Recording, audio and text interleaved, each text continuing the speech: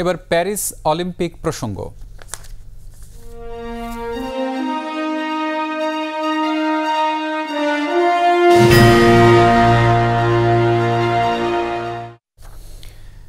প্যারিসে আজ শুরু হচ্ছে অলিম্পিক মহাযজ্ঞ। মাত্র দ্বিতীয় শহর হিসেবে 3 বার অলিম্পিক আয়োজন করতে যাচ্ছে ফ্রান্সের রাজধানী প্যারিস। এর আগে লন্ডন গড়েছে এই কীর্তি। আজ থেকে 11 আগস্ট পর্যন্ত প্যারিস সহ ফ্রান্সের 16টি শহরে হবে আসরের ইভেন্টগুলো। রুমি নোমানের report. The greatest show on earth বলে বিবেচিত এই আসরের উদ্বোধনী অনুষ্ঠান শুরু হবে বাংলাদেশ সময় রাত 11:30টায়। এবারই প্রথম স্টেডিয়ামের বাইরে আয়োজন করা হচ্ছে জমকালো উদ্বোধনী অনুষ্ঠান। প্যারিসের বিখ্যাত আইফেল টাওয়ারের সামনেই দেখা যাবে এবারের অভিনব এই আয়োজন।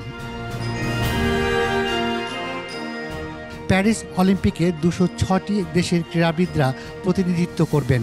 মোট 10,714 জন ক্রীড়াবিদ অংশ নেবেন 32টি খেলার 329টি ইভেন্টে। এবারের আয়োজনে খরচ হতে পারে প্রায় 9 বিলিয়ন ইউরো। এদিকে সাধারণত 4 বছর পর পর অলিম্পিক আয়োজন হলেও এবারের আসর হচ্ছে 3 বছর পর। করোনা মহামারীর কারণে 2020-এর টোকিও অলিম্পিক অনুষ্ঠিত হয় 2021 সালে। প্যারিস অলিম্পিকের পর অবশ্য আবার 4 বছর পর অনুষ্ঠিত হবে এই আসর।